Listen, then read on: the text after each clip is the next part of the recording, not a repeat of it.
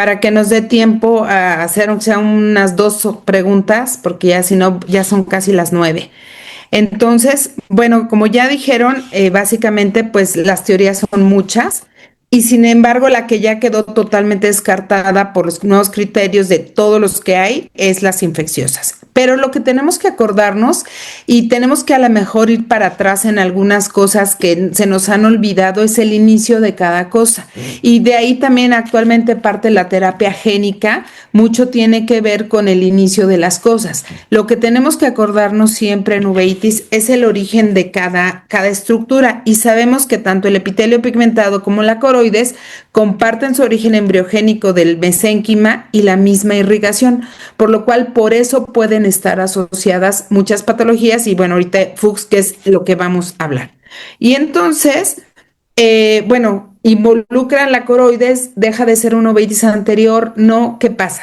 Hay muchos artículos ya escritos previamente que nos hablan del grosor de la coroides y alguno por ahí mencionó en una serie de Invernici los grosores que tenía el iris. Sin embargo, pues nunca nos hablaron en tiempo y hicieron un estudio muy, muy preciso, por lo cual nosotros decidimos hacer este preciso. Decidimos evaluar a los pacientes midiéndoles en el mismo momento el ojo Fuchs versus el ojo sano y al mismo tiempo medir el grosor del iris con el grosor de la coroides para ver si tenían algún tema en común.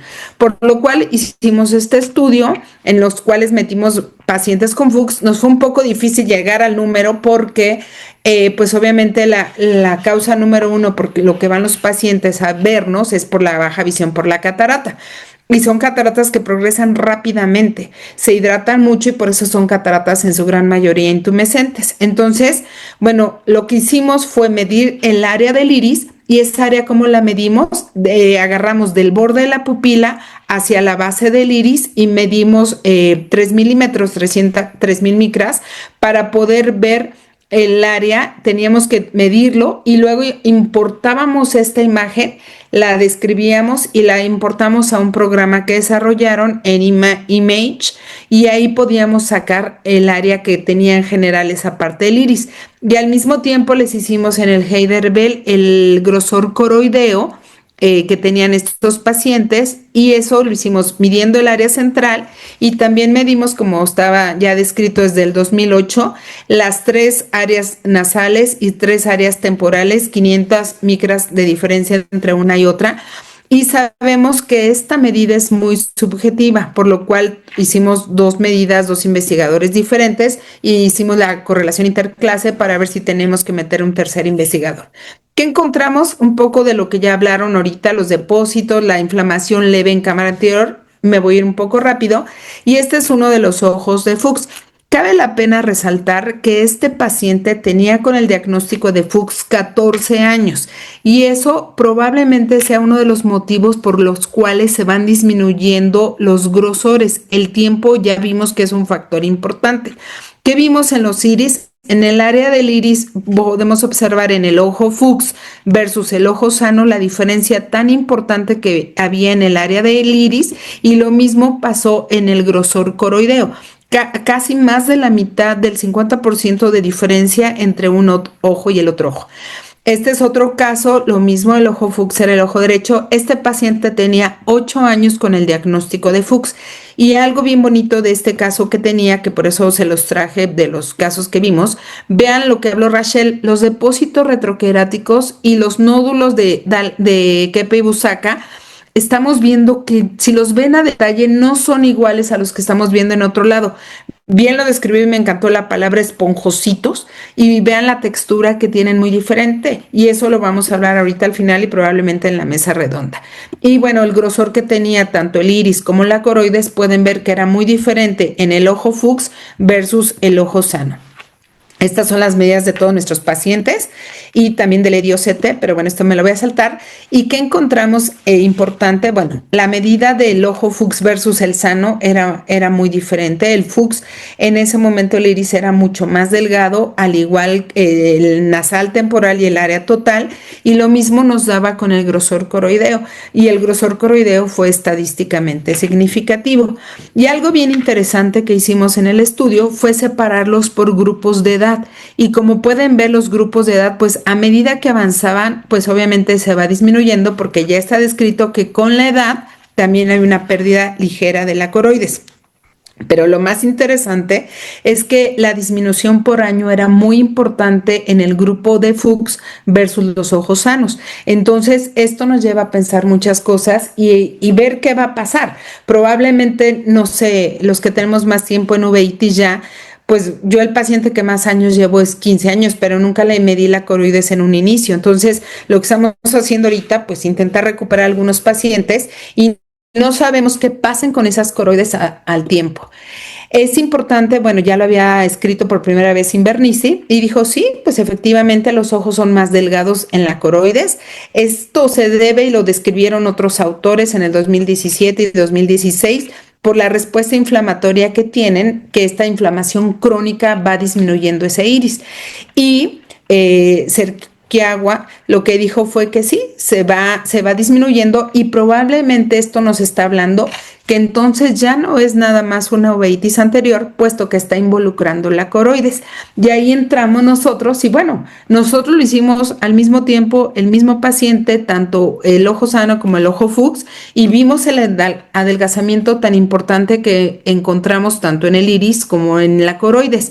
Y bueno, sabemos que el Fuchs es muy diferente a otras uveitis anteriores, porque no responden a tratamiento, porque es crónico, porque es de baja intensidad. Y todos los que hacemos uveitis hemos visto que las inflamaciones crónicas, aunque sean de baja intensidad, a la larga generan sinequias y pueden generar edema macular quístico, cosa que Fuchs no lo hace. Y si ven pigmento en Fuchs, tienen que descartar. Me ha pasado N veces y ahorita en los protocolos que estamos haciendo Fuchs, en el de cirugía, veo pigmento, tomo PCR y sale infeccioso. No es Fuchs. Y esta inflamación crónica, pues obviamente puede afectar la perfusión tisular. Pero es algo también un dato muy curioso. ¿Por qué? Porque en otras patologías que ya se ha descrito, el OCT, el EDI-OCT, principalmente en boca llana guiarada, la inflamación lo que nos genera es al revés, nos genera aumento del grosor y en Fuchs no, en Fuchs nos genera adelgazamiento y esta inflamación crónica con reducción tanto del iris como en la coroides, pues probablemente nos estamos enfocando a una teoría isquémica y probablemente el origen del Fuchs por eso es tan diferente, por eso no responde, porque tiene más un componente isquémico y por eso se generan estos neovasos a diferencia de lo que pasa con otras inflamaciones. Y bueno, también otra cosa que hemos visto, que están, si tenemos estos nódulos, y bueno, ya vi que está conectada mi maestra Claudia Rechillas, que la pregunta va a ir para ella. A mí ella me enseñó que esto era un complejo, es un acúmulo de células inflamatorias. Entonces, si tienen eso, ¿por qué el paciente no responde a los esteroides y no logramos limpiar estos nódulos? Y bueno, en esta última revisión que hicieron, también se vio que estamos empezando a ver que el Fuchs presenta hiperfluorescencia del nervio óptico, lo que puede darnos cualquier uveitis anterior, pero también ya hay varios reportes con fuga vascular. Entonces eso probablemente va a cambiar lo que estamos viviendo en la actualidad. Entonces, ya nada más para recalcar el tratamiento, pues tiene que ser conservador, ciclos cortos, solamente si el paciente está asintomático, que la gran mayoría están asintomáticos, solamente en las complicaciones como es el glaucoma es cuando tenemos que darle tratamiento. Y bueno, ahorita esa pregunta va para la doctora Rachel. Si tenemos que prepararlos antes y el manejo que estamos aprendiendo estos pacientes es después, y la vitrectomía, que seguramente será una pregunta, que si a estos pacientes hay que hacerles vitrectomía, depende de la cantidad de miodesopsias que tenga. Afortunadamente cada vez tenemos calibres más pequeños, pero no deja de ser una cirugía de riesgo y sobre todo si estamos apoyando a la teoría de vasos o a la teoría de isquemia, que a la larga, lejos de ayudarlos con una vitrectomía, vayamos a empeorar estos casos. Finalmente, bueno, seguimos. ¿Qué desencadena la inflamación? No sabemos qué la desencadena, sabemos de dónde viene y probablemente las teorías vayan cambiando. Y bueno, ¿es una uveitis realmente anterior o es una uveitis intermedia? O ya al involucrar la coroides podemos mencionarla como una panuveitis. Esto ya se puso en la mesa y probablemente los nuevos criterios del SON van a tener varias modificaciones para el Fuchs. Y finalmente, bueno, para irnos a una pequeña mesa redonda, decir que el diagnóstico, como ya lo dijeron, es clínico, Que la sospecha con la asociación de otra patología, sobre todo infecciosa, pues bueno, cada día es más accesible hacer PCR, entonces no dejen de hacerla. Es muy sencilla hacerla en la lámpara de hendidura con las condiciones de asepsia y antisepsia que se requieren. Sabemos que es una uveitis anterior hasta ahora, pero cada vez no la creemos menos y no necesitan esteroide y probablemente por la teoría de que sea algo asociado a los vasos y la fuga que tengan ya sea por esta atrofia crónica que van teniendo los pacientes de las células y no porque sea realmente un proceso inflamatorio. Y bueno, algo que ahorita probablemente en la mesa redonda, el lente. Estamos haciendo actualmente el protocolo en Fuchs de lentes hidrofóbicos versus hidrofílicos y ya lo platicaremos ahorita más adelante. Y algo que dijo Luz siempre, neovasos en Fuchs es igual a Fuchs. Si no tiene neovasos, si no le sangra, yo no llevo una cirugía de Fuchs que no haya hecho aunque sea un Amsler pequeño. Si no sangra, ya para mí no es Fuchs. Entonces, cuidado en la cirugía de glaucoma. Cada día hay más técnicas, mix, GAT, trave, tanito, pero si tiene neovasos, cuidado porque ya hay varios reportes de falla en cirugía de Fuchs por no haber considerado este detalle. Y bueno, el seguimiento es súper estricto porque la complicación más temida en estos pacientes es el glaucoma, que si no lo llegamos a tiempo, son pacientes jóvenes que tenemos que pararlos muy a tiempo porque todavía les queda un gran periodo de vida.